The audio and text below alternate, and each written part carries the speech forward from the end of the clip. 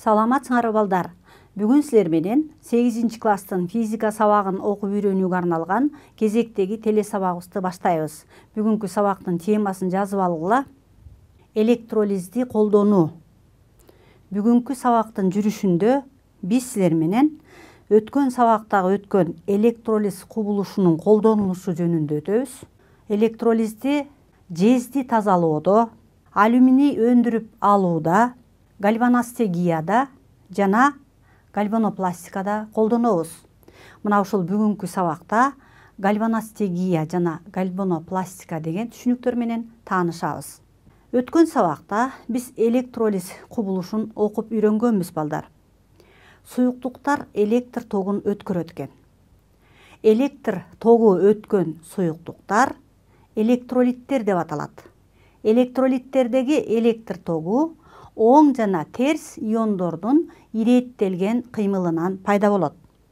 Электролиттик идишке электролитти куюп, ага 2 электродду салып, электроддун бирин ток булагынын терс уюлуна, экинчисин оң уюлуна туташтырсак, электроддор аркылуу электр тогу өтөт дагы, электролиттеги оң иондор ток булагынын терс уюлу туташкан катодду көздөй, ал эми терс иондор ток булагынын оң уюлу туташкан анодду көздөй кыймылга келип, электр тогу өтө баштайт.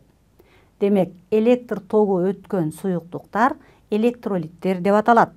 Электролит катары биз көк таштын эритмеси менен жүргүзүлгөн тажрыйбада жездин сульфатын алсак, жездин 2 оң иону катодко барып, катоддун бетине жетип, 2 жетишпеген электрондорду кошуп алып, металл жез калыбына келет. Жездин 2 оң иону жетип, жетишпеген 2 электрондорду кошуп алып, металл жез калыбына келет. Бул металл жездин калыбына келүү реакциясы. Электролит аркылуу электр ток өткөндө катоддун бетин таза жез катмары каптап калат. Демек, таза жезди бөлүп алуу ушул жол менен ишке ашырылат экен. Ал эми аноддо SO4 2 жездин сульфатынын 2 терс иону анодго жетип, өзүнүн ашыкча 2 электронун берип, электр тогунун таасиринен жездин оң иону менен биригишет. Мына ушуну электротехникада кеңири колдонот экенбиз. Электролиздин колдонулушу химиялык таза заттарды бөлүп алууда, жезди тазалоодо, алюминий өндүрүп алууда колдонулат, гальваностегияда колдонулат жана гальванопластикада колдонулат. Электролиздин колдонулушу катоддо, гальваностегияда никелдөө үчүн, хромдоо үчүн колдонулат, гальванопластикада рельефтүү көчүрмөлөрдү алуу үчүн колдонулат, электрометаллургияда металлды ар түрдүү аралашмадан тазалоодо, мисалы жезди, алюминийди бөлүп алууда колдонулат. Ал эми аноддо өнөр жайда кычкылтекти жана суутекти бөлүп алууда колдонулат, алюминийди оксиддөөдө колдонулат, электрдик жылмалоодо, гравирлөөдө колдонулат. Мына бул электролиздин колдонулушу катоддо жана аноддо. Жезди тазалоо. Жез өткөргүч катары колдонулат. Жез урудасынын 90% тазалоодон кийин гана колдонулат экен. Жезди тазалоо кантип ишке ашырылат? Биз электролиттик идишти алабыз, көк таштын суудагы эритмесин куябыз. Ага катод катары жана анод катары 2 электродду салабыз. Катод таза жездин ичке пластинкасы, ал эми анод тазартылбаган жездин калың пластинкасы. Электролит аркылуу электр ток өткөндө таза жез катоддун бетине топтолот, анод пластинкасы эрип жукара баштайт. Башка аралашмалар эритимдиге өтөт же идиштин түбүнө чөгүп кетет. Аралашмалар алтын, күмүш, платинадан турат. Алюминийди алюминий заводдорунда өндүрүп алабыз. Силер алюминий заводдорунун биринин сүрөтүн көрүп атасыңар. Алюминийди өндүрүп алууда силер көрүп атасыңар алюминий пластиналар. Эми алюминийди өндүрүүдө болот электролизеру, идиш. Ага катодду жайгаштырабыз, ичине алюминий оксидин куябыз. Бул эритилет. Эритменин температурасы 960 градус Цельсийге жетет. Алюминийдин эритмесине көмүр аноддорун салабыз. Анод аркылуу электр тогу өтө баштайт. Электр тогунун өтүшү менен оксидтери көмүр анодунун бетине барып капталып калат. Эритилген алюминий түбүнө чөгүп калбастан тешик аркылуу сыртка чыгарылат. Демек, алюминийди өндүрүү мына ушундайча ишке ашырылат экен. Алюминий аны күйгөндө эң жогорку температура берүүчү аралашмада колдонобуз, боyoодо колдонобуз, тамак аш өнөр жайында колдонобуз, химиялык аппараттарды курууда колдонобуз, эритмеде дюр алюминий силуминди колдонобуз, жардыргыч заттарга кошууда колдонобуз, электр өткөргүч катары алюминийди колдонобуз. Эми балдар, электролизде дагы биз гальваностигияда колдонот экенбиз. Гальваностигия дегенибиз тетиктерди тазалап, тийиштүү металдын тузунун суу эритиндиси толтурулган электролиттик ваннага салып, ток булагынын терс уюлуна туташтырышат. Анод ошол эле металдын пластинасынан жасалат. Электролиздин натыйжасында тетиктин бети электролиттин эритиндисинде болгон зат менен капталат. Гальваностигияда негизги ролду электр тогу ойнойт. Суу толтурулган идишке химиялык зат кадмий кошулат. Кошулма электр тогунун өткөрүмдүүлүгүн жогорулатат. Детальдарды ток булагынын терс уюлуна, идишти оң уюлуна туташтырып туруп, ал аркылуу 6 вольттон ашпаган чыңалуу берилет. Электр тогу эритмедеги кадмийди эритип, бөлүкчөлөргө оң заряд берет. Ал оң зарядтар суу аркылуу өтүп, детальдын бетине барып отурат дагы, детальдын бетин каптап калат. Мынакей балдар. Силер бул гальваностигияда металдардын бетин дат басуудан сактоо үчүн башка бир металл менен каптоо үчүн колдонулат экен балдар. Силер көрүп атасыңар, идишке суу толтурулат дагы, анын ичине химиялык зат кошулат экен. Мына ошол эритилген затка детальдарды салып туруп, ал аркылуу токту жиберет. Ток өтүп атканда ток кадмийди эритет дагы, андан оң зарядты пайда кылат. Оң зарядтар өткөргүч аркылуу өтүп, детальдын бетине барып отуруп калат экен. Демек, детальдардын бети ошентип капталып калат экен. Мына ошондон кийин детальдардын бети чирип кетүүдөн сакталат экен. Андан кийинки видеону да карап көргүлө. Мисалы үчүн, ар кандай бут кийимдерди түрдүү катмарлар менен каптоодо дагы эритмеге салынат.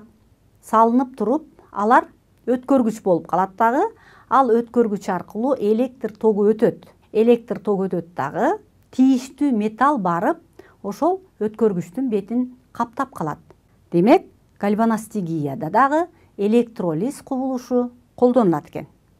Идиштердин бетин ар түрдүү металлдар менен каптоодо, мынакей силер көрүп атасыңар, гальваностигияны колдонот экенбиз.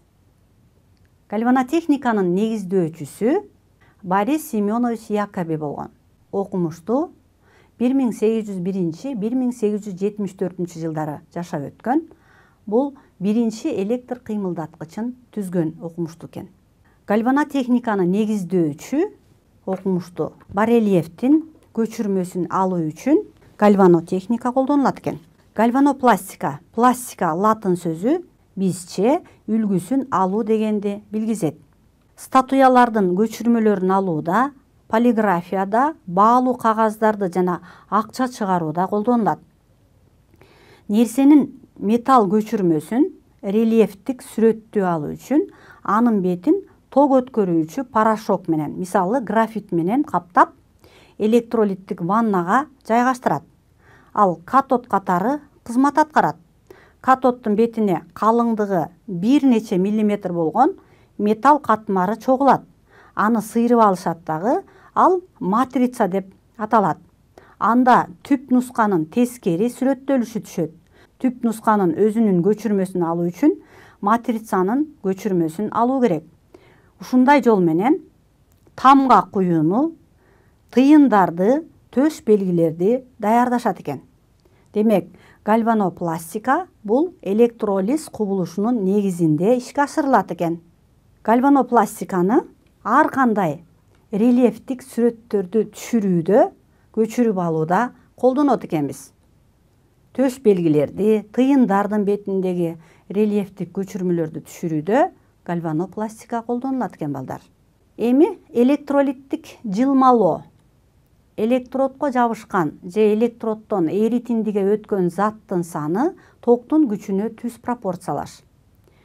Бети одуракай буюмду электролити бар электролиттик ваннага матырсак, чуңкур жерлерге караганда урчук жерлерде металл эритиндиге чоң ылдамдык менен өтүп, бети жылмаланат экен. Автомобилдердин бетин сырдоодо электролиттик жылмалоо ыкмасы менен ишке ашырылат экен. Эми балдар, төмөнкү суроого жооп берели. Төмөнкү формулалардын кайсынысы электролиз законун туюнтат? А. И барабар У бөлүнгөн R деген формулабы? Б. А барабар У көбөйтүлгөн И көбөйтүлгөн Т деген формулабы? Б. М барабар У И Т деген формулабы? Же М барабар К көбөйтү И көбөйтү Т деген формула туурабы? Бул формулалардын кайсынысы электролиз законун туюнтат?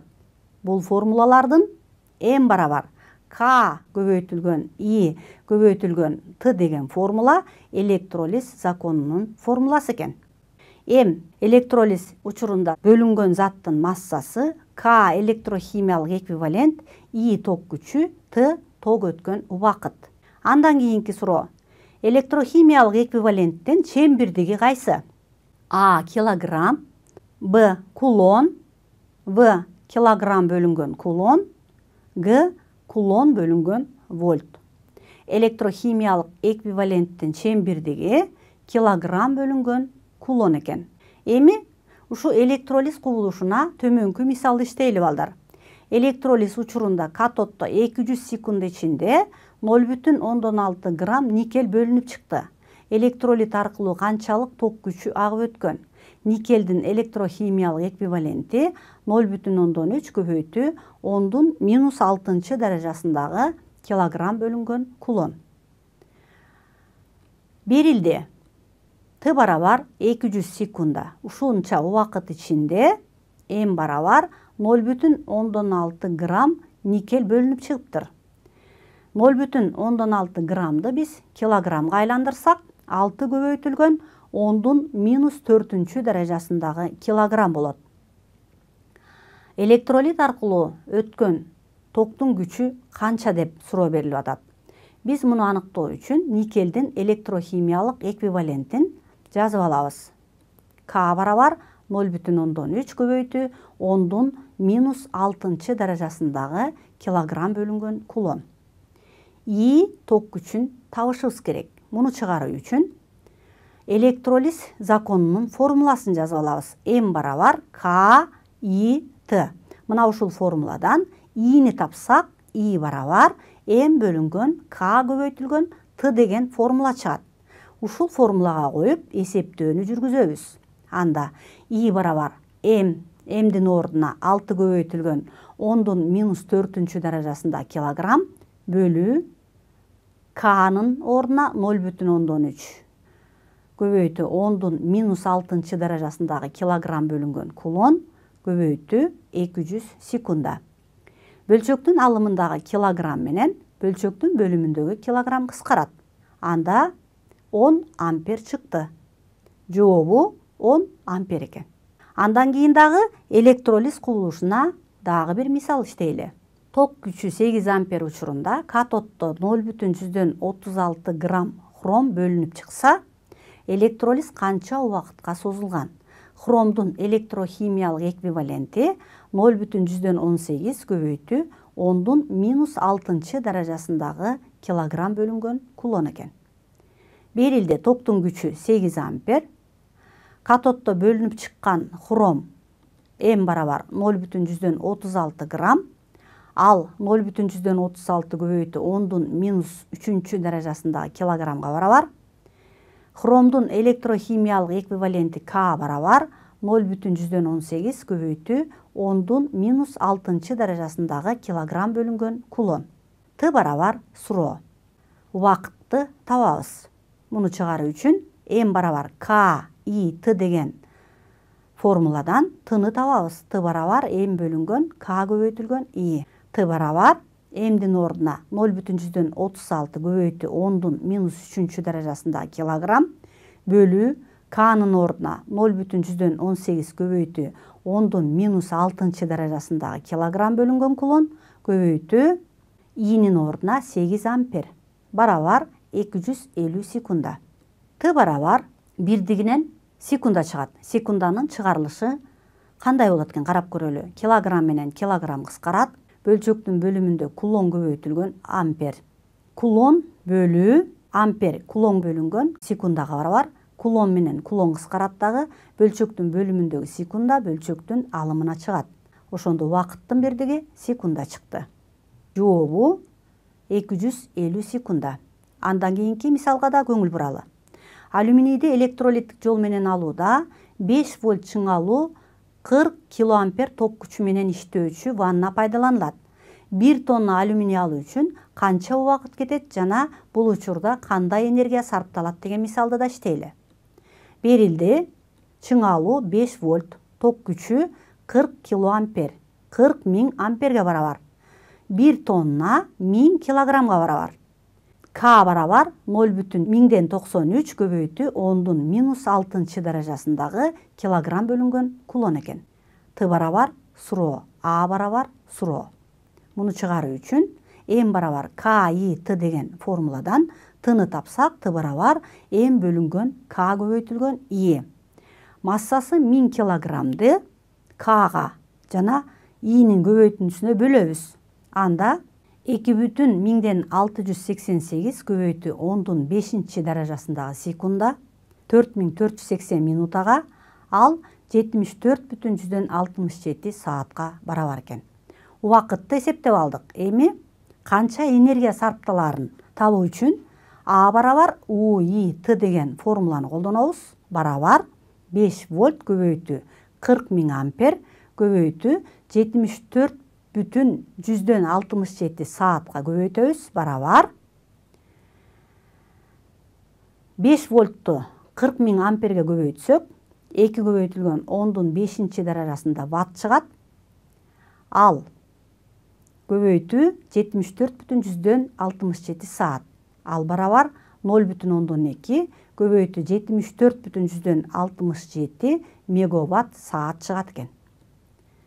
Муну 15 мегаватт саат деп алсак болот. Демек жообу 74,67 саат жана 15 мегаватт саат чыкты. Эми бүгүнкү сабагыбызды жыйынтыктайлы. Бүгүн силер менен биз балдар электролиздин колдонулушун карап кеттик. Электролизди биз жезди тазалоодо, алюминийди өндүрүп алууда, гальваностигияда жана гальванопластикада колдонот экенбиз. Мына бул электролиз кубулушунун турмуштагы колдонулушу, мааниси мына ушунда экен. Анда эмесе бүгүнкү сабагыбыз аягына чыкты. Көңүл бурганыңарга рахмат. Саламатта калгыла.